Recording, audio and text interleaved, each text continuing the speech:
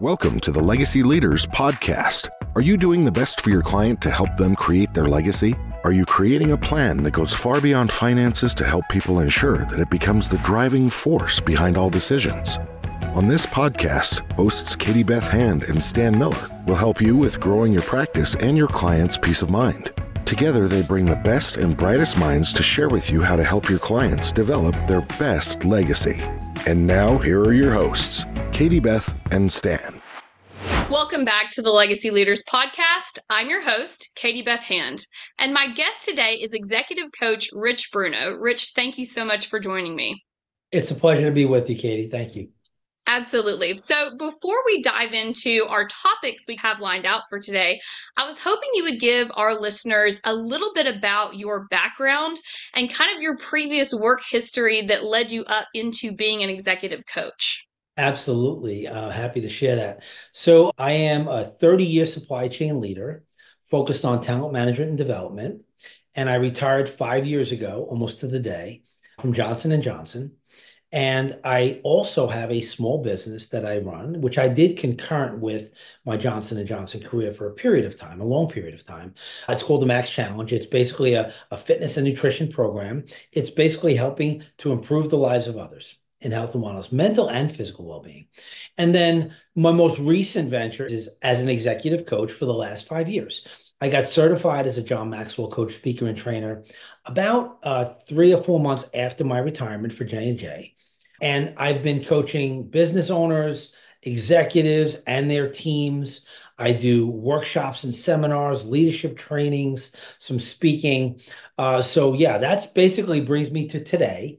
I will tell you that I am absolutely living my best life, without a doubt. First, the personal side, I'm a dad and husband of almost 27 years. I have 3 great kids, and a real driver of my retirement at age 55, it was literally 2 weeks after I turned 55, was a desire to have a greater quality of life. And I know that we're going to touch on that today, but having a greater quality of life, I was racing through everything, fully invested in my family and my career, but it was quite a bit, especially managing a small business at the same time. So I decided to pump the brakes because I wanted to get greater quality out of living every day and enjoying my family, my lifestyle, and even serving my own personal needs. Yeah, that's great. And so let's dive in a little bit on that. Your background is very, very interesting. I love that you became a John Maxwell Certified coach. That is such a unique certification and such a great program. Talk to us about, you mentioned you were running 2 races at a time. You were a fully involved husband and dad and a fully involved career man as well. Talk to us about being a well-balanced corporate leader. How do you balance being the family man who's there to support your family and be involved in their lives, while also maybe running a small business or being part of the corporate world? What are your tips for that? Yeah, I think there are many. And I'll tell you, I developed this concept maybe about a year ago, and it really involves that desire to have a totally fulfilled life. And what I observed with leaders around me in my corporate career is that there are so many pressures, right, to deliver results, especially in publicly traded companies. But there's always that grind to do more, deliver more. And it ends up being such a concentration of your life, right? So you become one-dimensional where you're only focused on the professional driving forces that are present for you.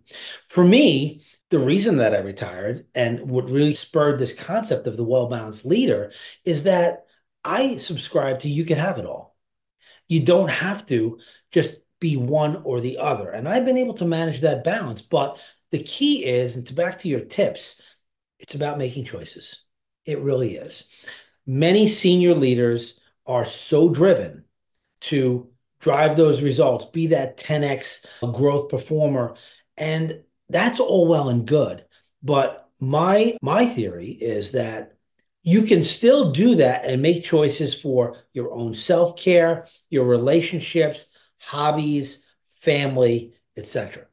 If you don't do that, this is what I fear. For those leaders that are hard driving, once they get to retirement, there's nothing left after that. And that is going to be a problem, right? So when you leave your very fulfilling corporate life and you go to your life outside of corporate America or your career, whatever it is, there needs to be something else to excite you, right? Something else to go to. I want to know that I have my family, I have all my personal interests, right? I can still do the things I know and love and look forward to doing that, not have to just come to a screeching halt from a career standpoint and then having nothing to go to. Right. It's interesting. We met with an estate planning client of ours just yesterday, and that was part of the conversation. He has been a business owner all of his life. It started as a small family business. He has grown it, and now he's in the process of passing it down to his sons to take over.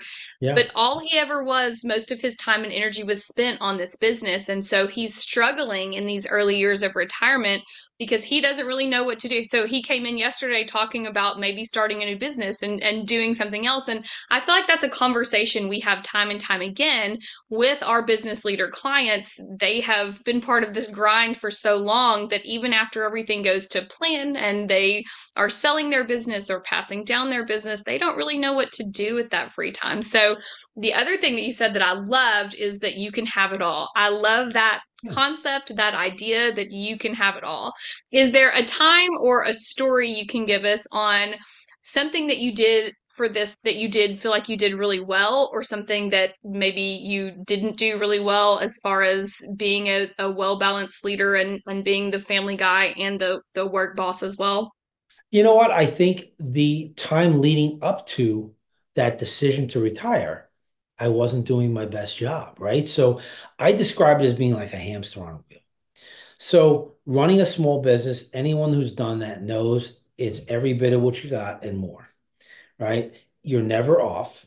But Right. imagine you're doing that, and I don't do things halfway. So I was all in, very, very hands-on type of leader in growing that business. But at the same time, I had to juggle a very demanding career as well as the needs of my family, which are not just me, but my wife and I raising three young children. So I really took stock and stepped back and just started to realize everything that was going on.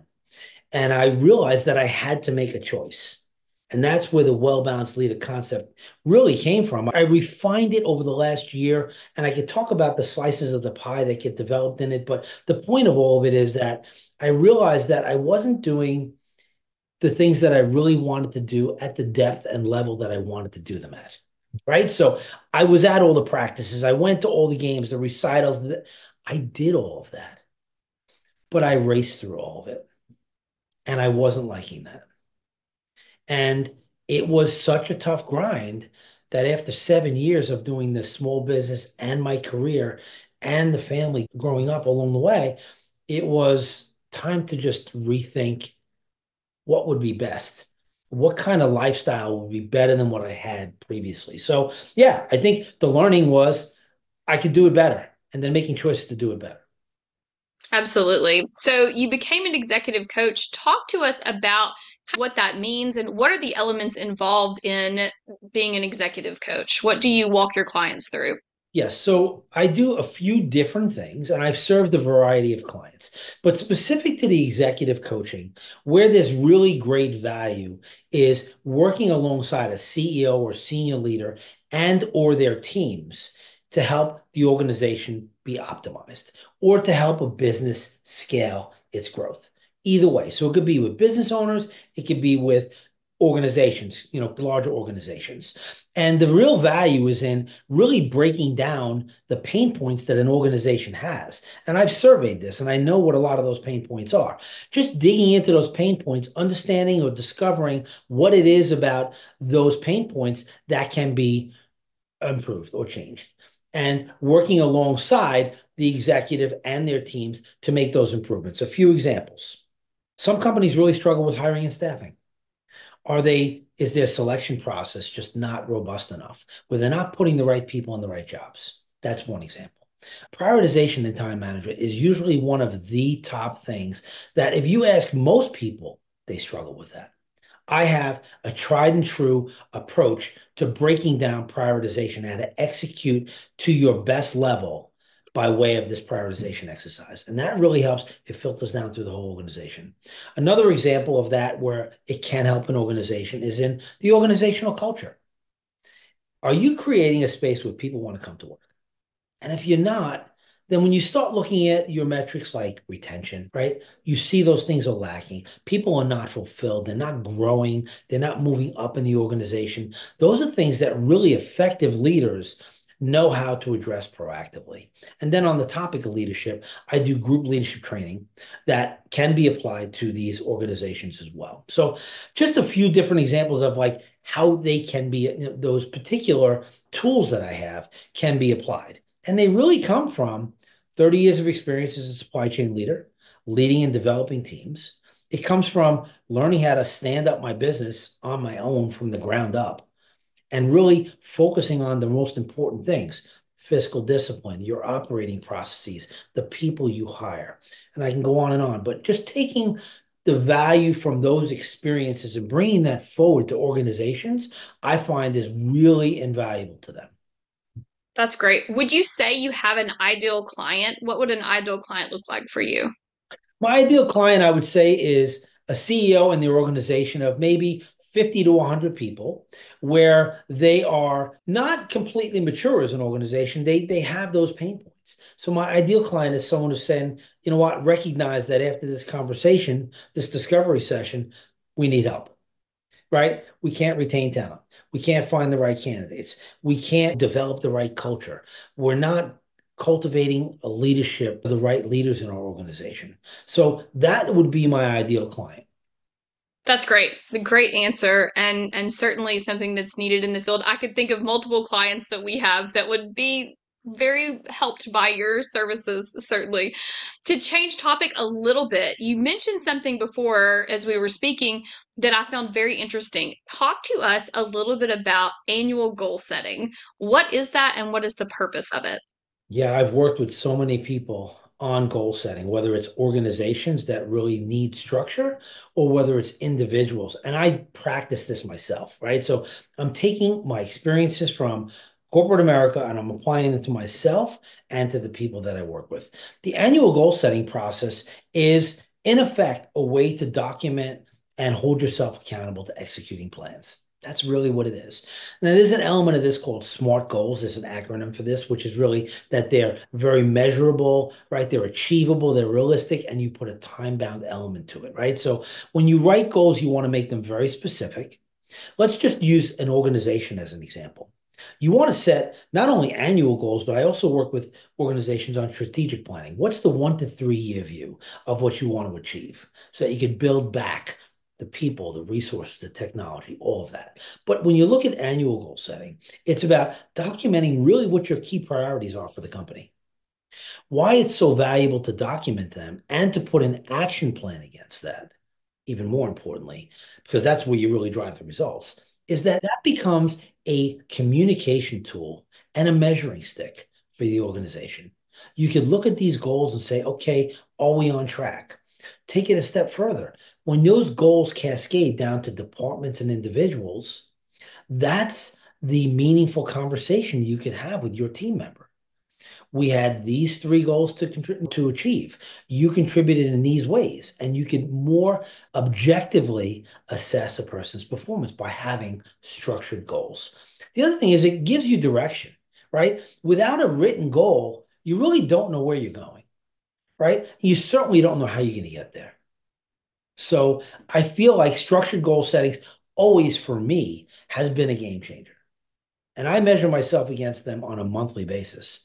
I literally have a formal review process. Every month, I go back to my goals. How did I progress with this? How would I grade myself? What would I do differently? What do I need to do more of? Right? So it's a healthy way to just have this continuous improvement mindset and have something to shoot for.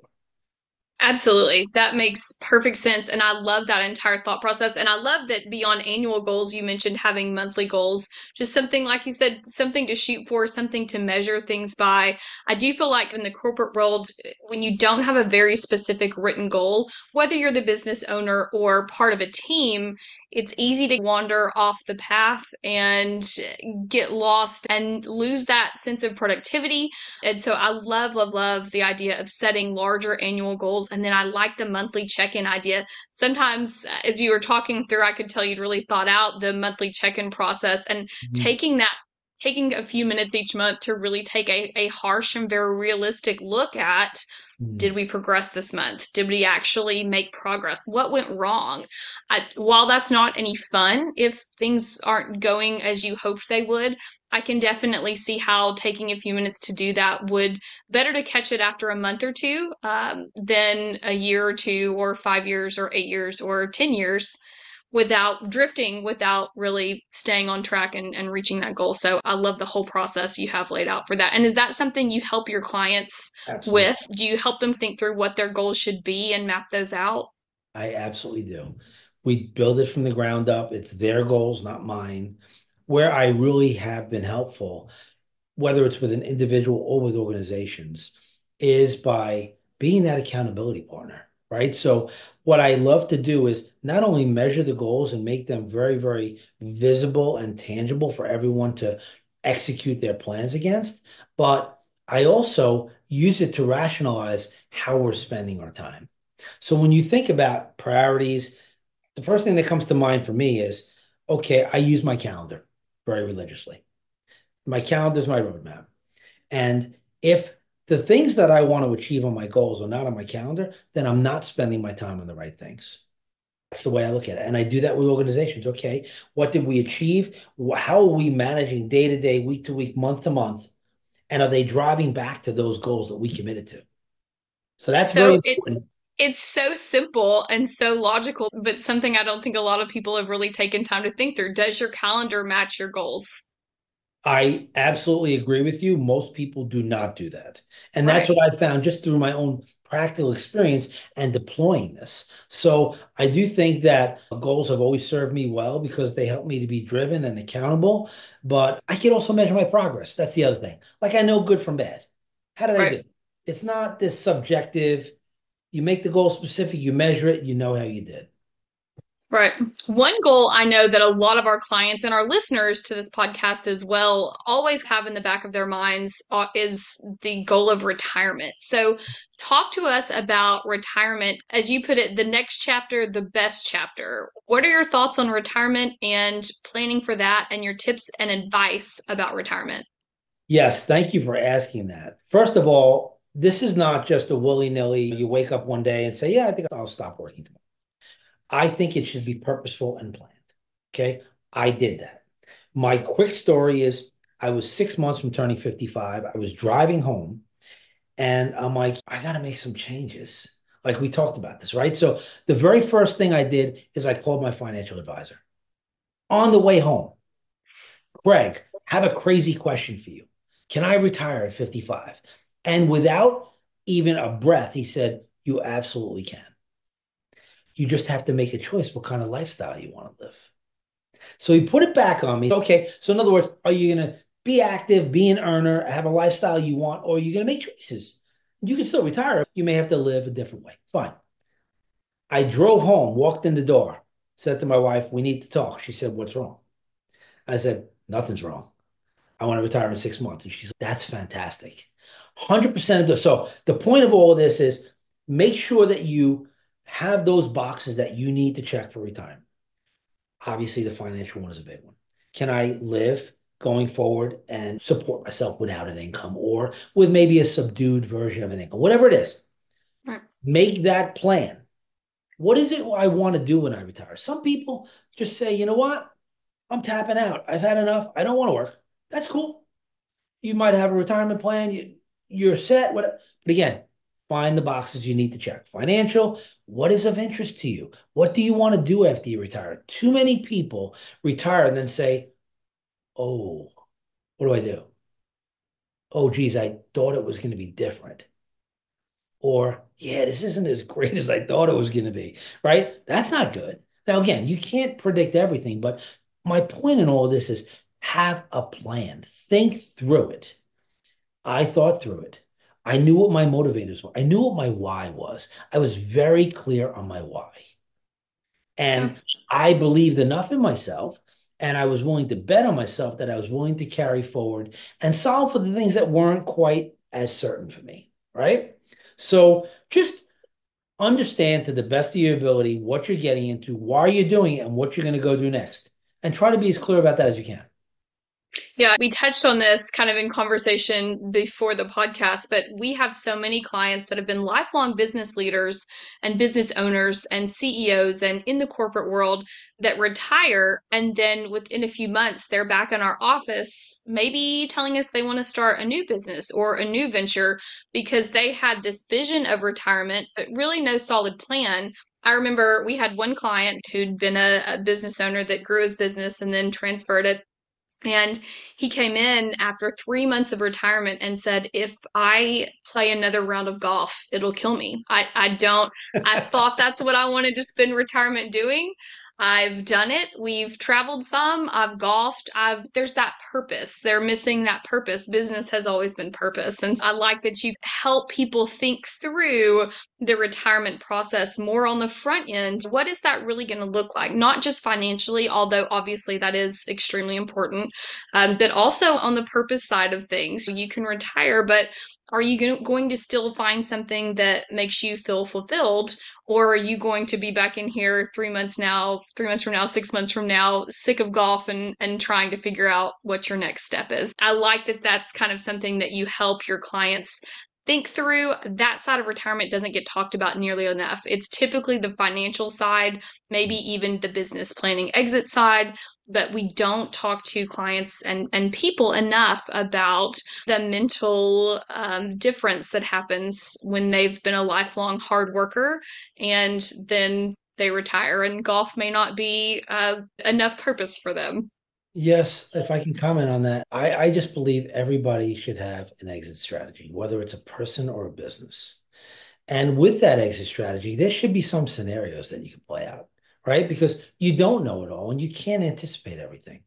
Okay, when I retire, I think I might golf twice a week. I may go and do volunteer work. I may pick up a side hustle. I may invest. Whatever it is you're thinking of doing, I would say have a list of things, Yeah. right? Just have an exit strategy that includes some potential options for you. Going into it with no thought is not a plan. And then coming back to the well-balanced leader, another great value in that well-balanced leader, you mentioned it being proactive. It's about looking at the different pieces of the pie that will help you manage the personal side of things, not just the professional side of things, right? And I think that tees up the planning for retirement.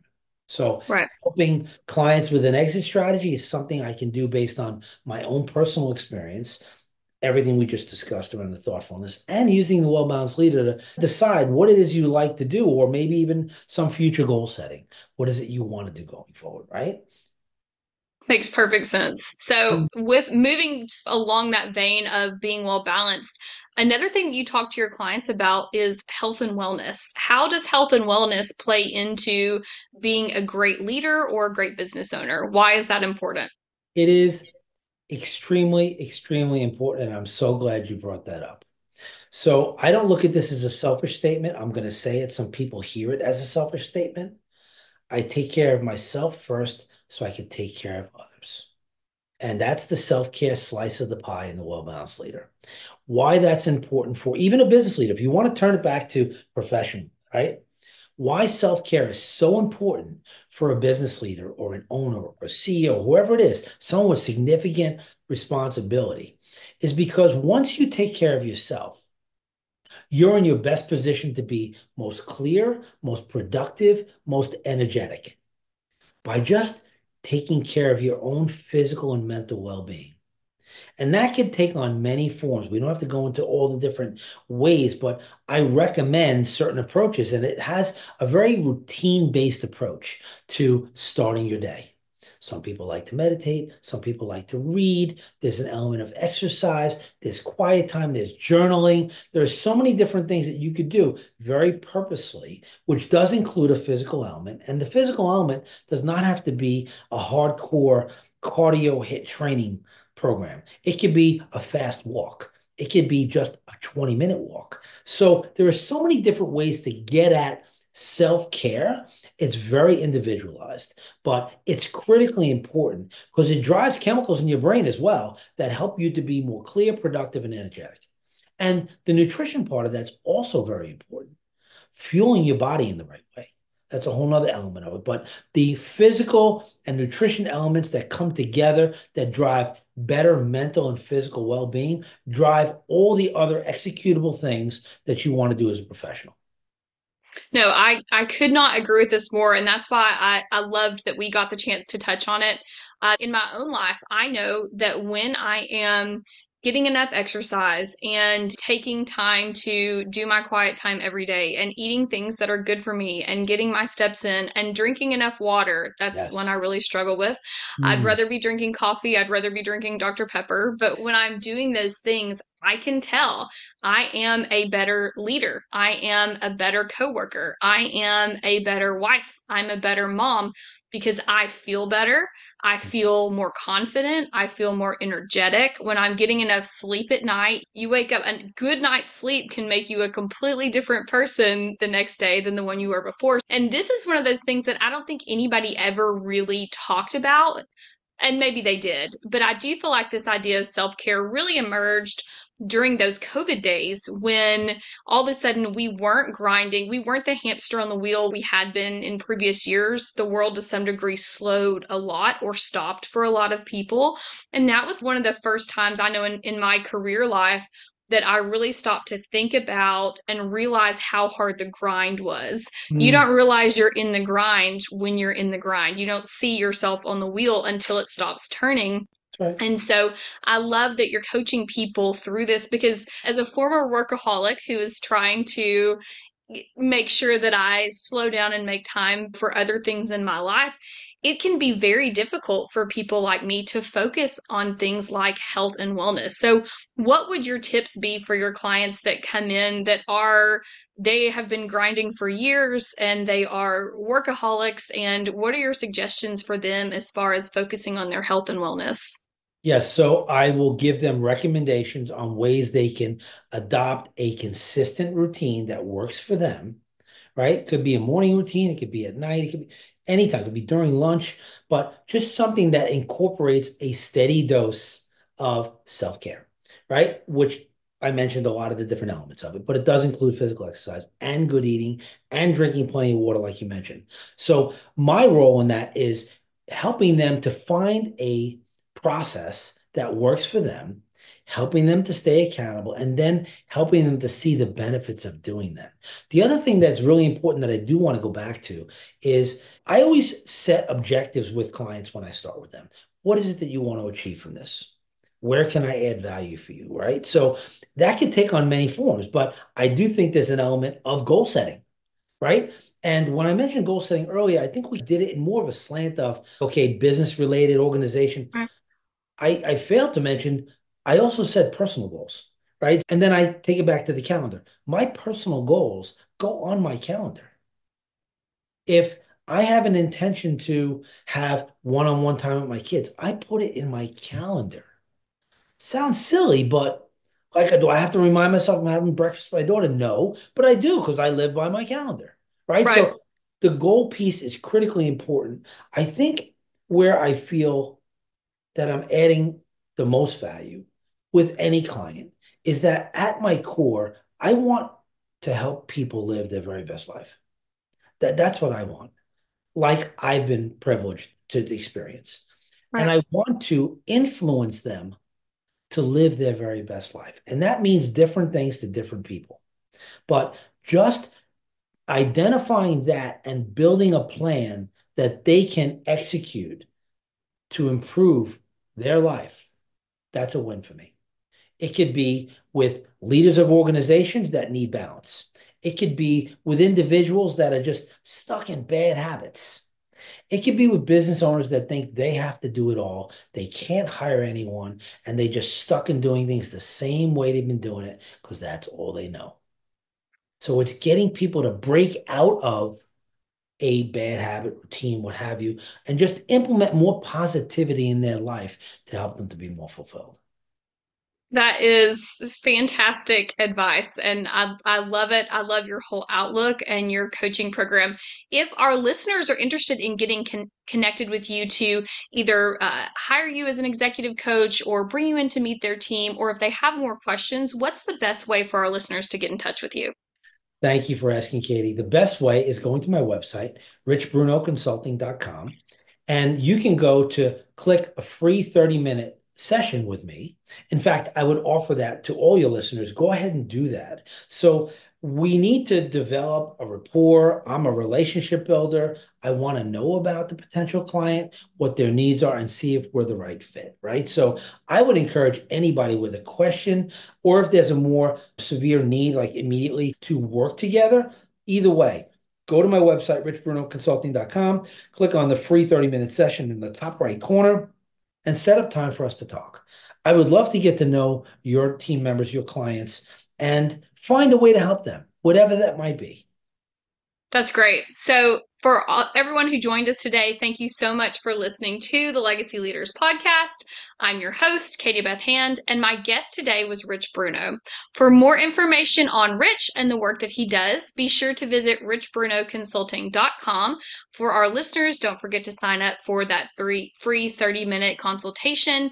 And Rich, thank you so much for joining me on the show today. For our listeners, we're also going to link everything in the show notes for you. So if you're driving in the car and you didn't have time to write this down, everything is there for you once you get parked and get ready. Rich, thank you again so much for all of the nuggets of wisdom you brought to the show today. We really appreciate it. I was thrilled to be on your show. Thank you so much, Katie, and to all your listeners, thank you. You've been listening to the Legacy Leaders podcast with Katie Beth Hand and Stan Miller. For more information on them and the show, please visit pinnaclelegacylaw.com. If you like what you've learned today, do share the program with your friends and subscribe wherever podcasts are found.